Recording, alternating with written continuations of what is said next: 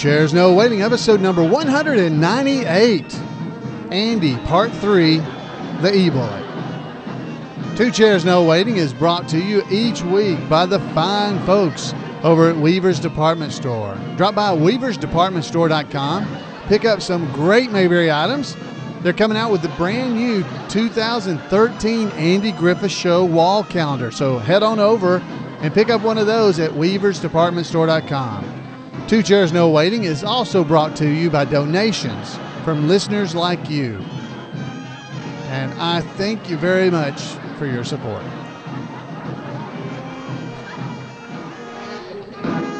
Oh, and the Mayberry Band, ladies and gentlemen, let's congratulate them on their wonderful rendition there of our theme music.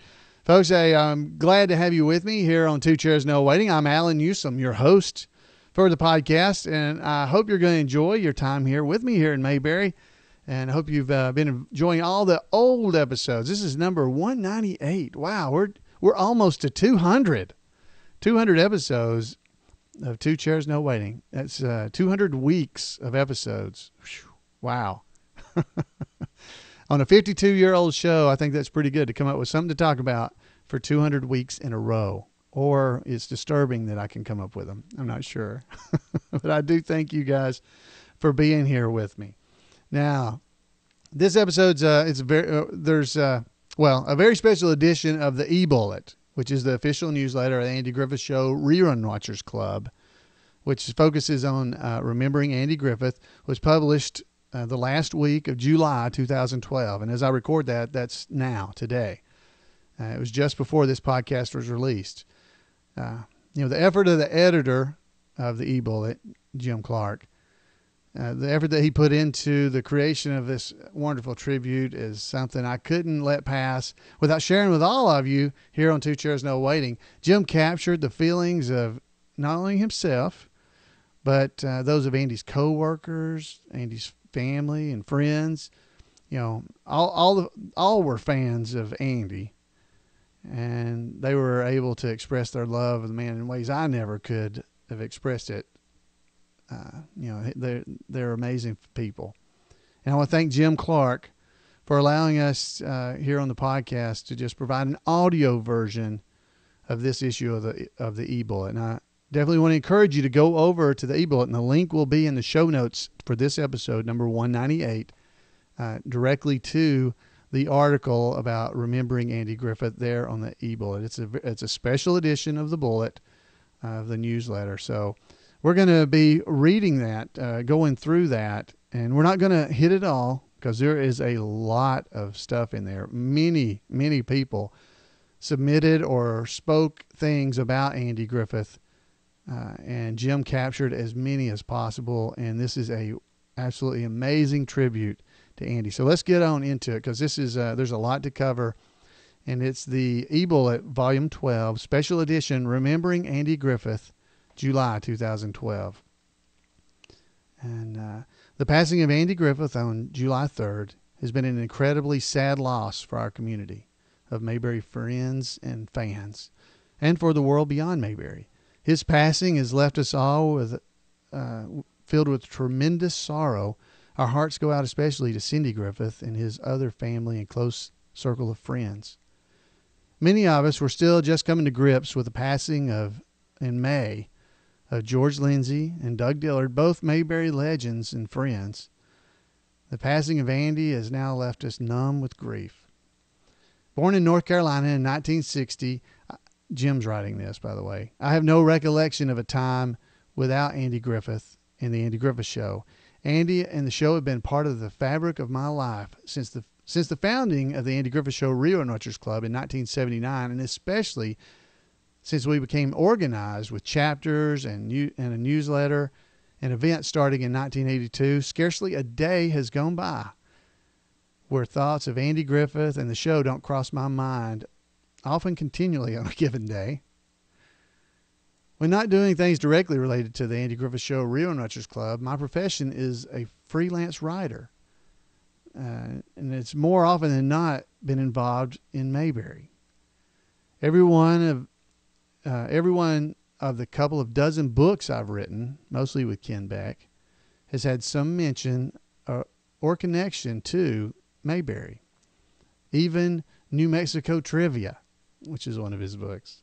And yet, as much as I've written and thought about Andy Griffith and Mayberry for my entire life, I find myself really struggling in my sadness to find adequate words to express the full admiration and appreciation I have for Andy.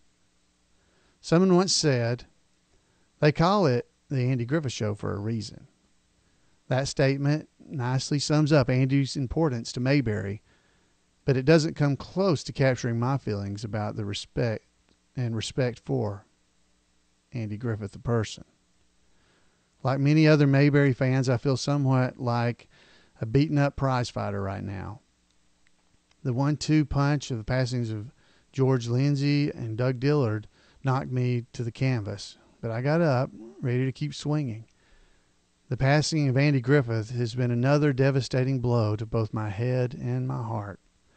I find myself, at least emotionally, still pretty much lying flat on the canvas in the ring. When I eventually stagger back to my feet and get ready to give and take more punches, I hope I'll be better able to translate my thoughts and feelings into words about what Andy Griffith has meant and continues to mean to me. For now, and for the purposes of this tribute, I'm going to lean heavily and beautifully on the beautiful and touching and often poetic words of others as they have reacted to the news of Andy's death and have reflected on his life and what he meant to them. Many of the comments are ones gathered exclusively for this eBullet tribute. Others are from public statements and from social media such as Facebook and Twitter. For others, notably Ron Howard, Betty Lynn, and Emmett Forrest, we have links to moving interviews they did for TV and newspapers. If you haven't already done so, I encourage you to check out the coverage and tributes included in the special photo album on the Andy Griffith Show Rerun Retros Club Facebook page at facebook.com/TAGSRWC. And we also have an Andy Griffith Memorial page on the imayberry.com site where you can leave your own thoughts and remembrances.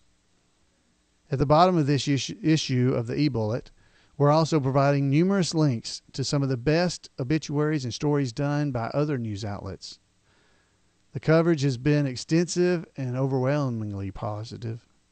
The outpouring from friends and fans has been extraordinary. As sad as this month has been for our Mayberry world, and now tragically for places like Aurora, there have been there are still lots of happier things going on, including Mayberry Days coming up in September in Mount Airy, North Carolina, where joyful tributes to Andy Griffith, George Lindsay, and Doug Dillard are planned. And you can check out in the event calendar of the issues of the eBullet to stay current on the latest happenings in Mayberry. Because of all that's been happening, we've shifted our July issue of our online Weavers newsletter to August. Meanwhile, you can head over to weaversdepartmentstore.com, and it always has lots of wonderful items related to Mayberry, including the return of the Andy Griffith Show wall calendar for 2013. So there are some welcome rays of good news to be found. But it can all wait till later. So now to some wonderful remembrances of Andy Griffith by some who knew him. Jim Clark. Wow, I know that had to have been hard for Jim to have written. Jim he was friends with Andy. He got to know Andy. He really knew him in a personal way. And so this really has hit him hard. And my heart goes out to Jim and all the friends and family of Andy Griffith. This is Allan speaking, not in the eBullet. But we've got several things now we get to hear from Remembering Andy that is in the eBullet. Now, I'm going to encourage you to head over to our podcast website and click on the link for the eBullet special edition, Remembering Andy Griffith, and you'll be able to read all these. And not only read them, there are images and photos and all kinds of things in this issue of the eBullet. I definitely want to encourage you to go and read. So let's continue on Remembering Andy Griffith from the eBullet.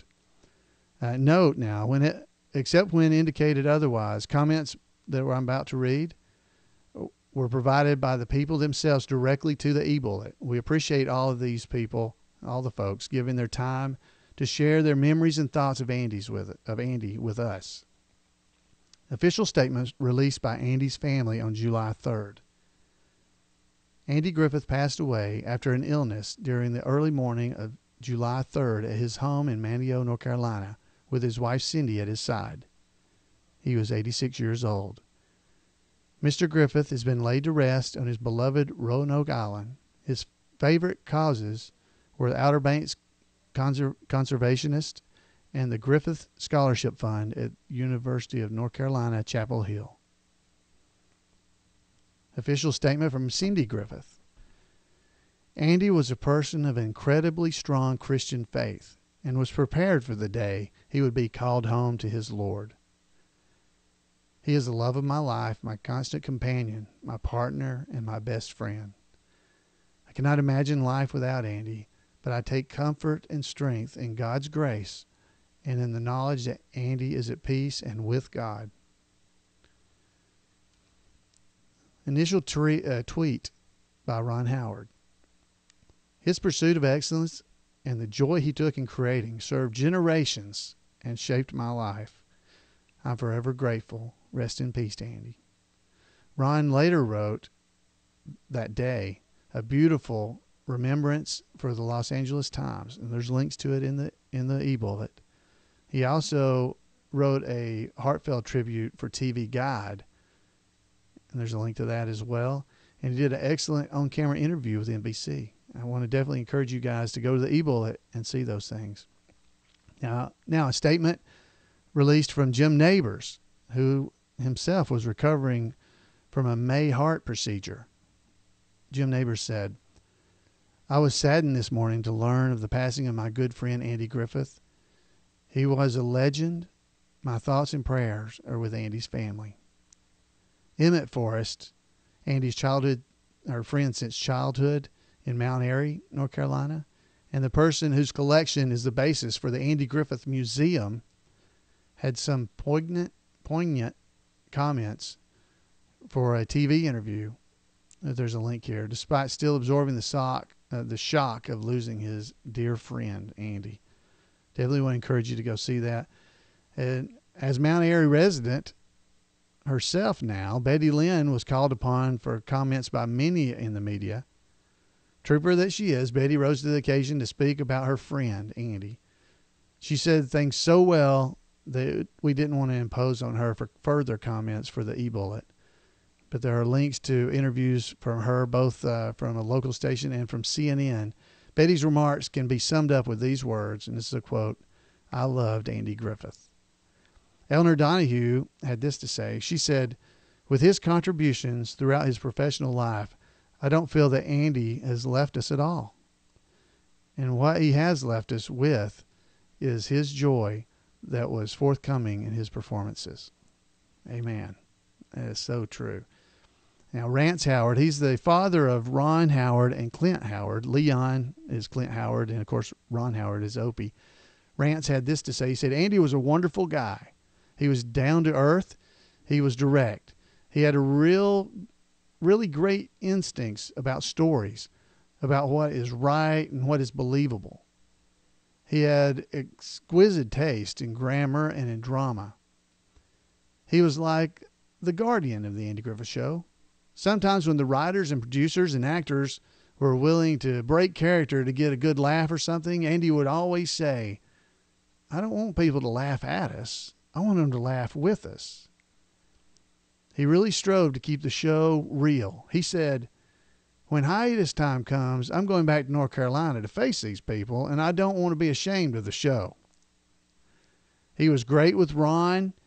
He and Don and Francis and Aaron Rubin and Sheldon Leonard created a wonderful environment to grow up in and learn the basics of the business.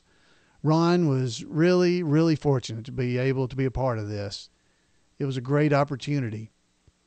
Early in the series, writer Jack Ellenson and Charles Stewart had Opie sounding just like Danny's son on Make Room for Daddy, played by Rusty Hammer on his show. He was a smart alecky kid who sassed his parents. And it worked on that show. They were getting great laughs. So they tried that with Opie too early on. In one of the readings, I said, having Opie be a smart aleck and sass his dad will get you laughs right now. But I think it really undermines the Opie character and the Opie-Andy relationship. It might be fun right now, but when he gets a little older, it's going to set the wrong tone. Andy, Aaron, and Sheldon were all there. Shortly after that, we broke for lunch, and when we came back, Andy came up to me and said, "Rance, you're right about this. We're going to try to build the Andy-Opie relationship like the one you and Ronnie have. Opie shouldn't be whizzing off and having smart mouth." The writers picked up on that and built the relationship between Andy and Opie, and I think it really helped the show. And who was I? I was just Ronnie's dad, sort of a hungry actor, but Andy listened. That's the kind of person Andy was. Andy was quiet, but nobody pushed him around. I remember one time I overheard a conversation. Sheldon was pushing to have Andy get married to Peggy McMillan, who played by Joanna Moore. Andy was opposed to it. Sheldon was very pro Andy getting married. Sheldon said, "Well, we, fellow show owners Danny Thomas and Sheldon, can outvote you." Andy said, "I know you can, but if you do, it wouldn't be healthy for the show." That wedding never did happen. I admired Andy. I loved Andy Griffith. We were friends. His passing is a tremendous loss to me, but it's probably a bigger loss to the world. He had a great sense of humor. He was such a lovable guy. Why? Because he made good sense. I think once or twice Sheldon Leonard likened him to Will Rogers. I think that's a good comparison. I can't say enough good, positive things about Andy. He was just the greatest. Here's a note. Rance also starred in a couple of great behind-the-scenes tidbits with us, including one never told before. They don't really fit the purpose of this issue, but we'll have them in our next regular issue of the eBullet schedule for August. Little note from Jim there. That's great. So he shared some great behind-the-scenes tidbits. Awesome. Next up, we hear from George Spence. Now, I don't know if you guys know George, but George has been at Mayberry Days all the time. He was the actor with Andy of The Lost Colony, and he was on the Andy Griffith Show as well once. And he was a fellow Outer Banks resident there in North Carolina. Outside of family members and childhood friends, few people have known Andy longer than George did. And so George had this to say about Andy. "I was really upset when I heard the news. I knew it was going to happen one of these days, but I was hoping it wasn't going to be this soon. Having worked together in Lost Colony for such a long time and knowing each other through the years, this is a very sad time. He was such an important part of the Outer Banks community and still is, and will remain so. I'm saddened that a friend going back so long has left us. He was very close to my heart, along with RG, Bob Armstrong, and others. We worked together for several years. I already miss him very much." Richard Link, last surviving of the four original owners of the Andy Griffith Show and Andy's personal manager for 37 years, to the day, by the way, had this to say. "We met in the fall of 1953 and started together in January 4th, 1954. I formed the team. I had really good contacts in New York. Andy and I were like brothers in those days. Everything we touched turned to gold for a lot of years. My fondest wish in life would have been to stay on with Andy, and then we retire together. But you can't always have what you want." Andy and Dick Link officially parted professional ways on January 4th, 1991. Ronnie Shell has this to say. Ronnie Shell, he was Duke Slater on Gomer Pyle, and he was also Andy Griffith Show. Ronnie says, "Andy and I were good friends since 1961. We both had the same manager, Dick Link. And when I signed up to do Gomer Pyle, Andy invited me to his home to help this green actor work on his script for the Pyle series. I was forever grateful. We later worked together on 2 episodes of the Andy Griffith Show, and I worked with him in the nightclubs appearances at Harrah's in Lake Tahoe and in Las Vegas. and several one-nighters in the Midwest. I saw him rarely during the past few years, but when I did see him, we took up our relationship just like we did in the old days at Desilu in Hollywood. He was a fine actor and a funny comedian, and a darn good singer and a loyal friend. I'll miss him. Maggie Peterson Mancuso, that's Charlene Darling for you guys. When Maggie heard about the news about Andy passing, she gathered her thoughts and wrote this moving remembrance to share with us. This one makes me cry, is what it's called. The passing of Andy leaves me very saddened. The stable presence I always counted on somehow to be there is gone. His calm, steady, humorous outlook at life's everyday problems somehow helped me get through the days a little easier. What would Andy think? Or what would Andy do? I always kept that in my mind. Andy and I were special friends for over 40 years. We had a bond that goes way back. His great charisma radiated generosity and love, both as an actor and personally. I was particularly moved when he told me he had named his dog Charlene after me because she was all over me, referring to my character, Charlene Darling. The world's a little lonelier and colder today without Mr. Griffith. Thank God for the wonderful episodes we still watch. Oh, Andy, I miss you so.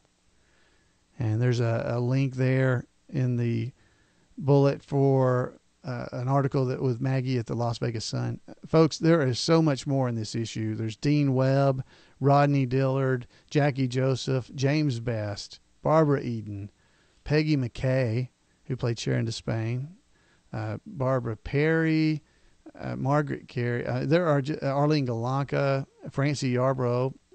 Well, she had this say. Francie Yarbrough is the widow of Don Knotts. And she had this to say. She said, Don and I loved Andy very much. Andy and Don had a great relationship and a great creative partnership. Throughout their lives, they continue to have fun together and discuss the art of comedy and acting. There's quotes here from Karen Knotts, David Morris, the son of Howard Morris, Ernest T. Bass himself.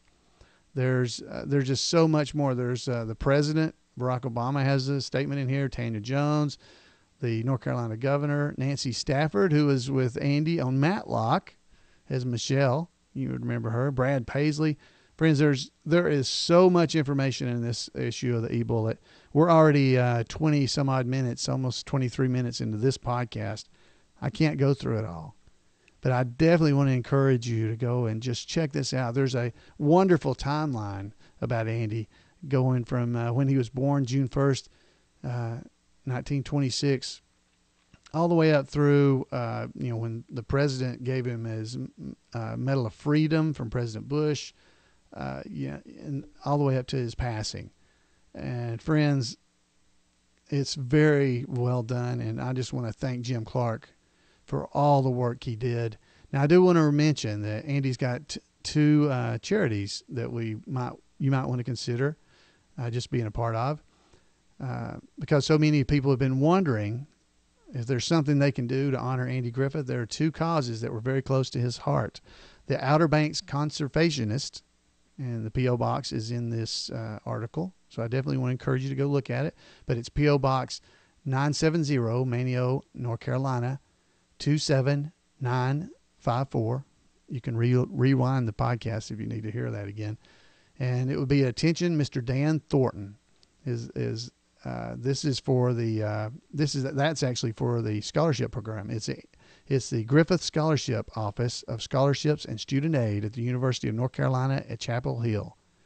Attention, Mr. Dan Thornton, Campus Box 2300, Chapel Hill, North Carolina, 27599. And there's also the Cindy and Andy Griffith Endowment supporting the Surrey Arts Council in Mount Airy.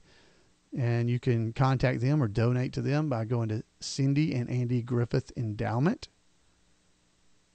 Surrey Arts Council, P.O. Box 141, Mount Airy, North Carolina, 27030. All that information is in the eBullet. So I definitely want to encourage you to head over to our podcast website, click the link, and go and read this wonderful article yourself, and sign up for the eBullet if you're not getting it, because this will come directly to everybody that was signed up for it. So you'll get this in your email inbox. If you're listening to this live or near it, it should be there by now or be there any minute. So, folks, hey, I just want to thank you for joining me. These last 3 episodes have been all about Andy. I don't see how we'll stop having things about Andy and people's remembrances. I've got several I still want to share with you.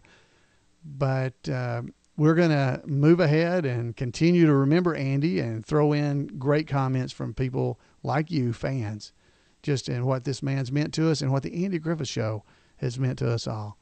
So, folks, I want to thank you again for just being a part of all of this. And I want to definitely encourage you to come back, weekly and listen to the podcast. Go back and listen to the old episodes of Two Chairs, No Waiting. There are tons of them back there. We're at 198. There's hours and hours of me talking. So if you enjoy the show, download it. Take it with you. Go on vacation and have something to listen to on the way. You might learn something, and I try to make all the shows enjoyable. I hope you're enjoying yourself. I want to encourage you to give me a call and tell me what you do think at 888-684-8415. You can email me at floyd@imayberry.com. You can drop by our Facebook page. Our Facebook page is awesome. We have a lot of folks over there as well. And you can send a voicemail directly from the Facebook page. It's Facebook, not from Facebook page, but from twochairsnowaiting.com. Our Facebook page, you can go over there and join. We got 700 folks there. It's facebook.com/2chairs. So many ways, folks, that you can get in touch with us. And we definitely want to hear from you. So until next week, we'll see you then on Two Chairs No Waiting. Bye, everybody.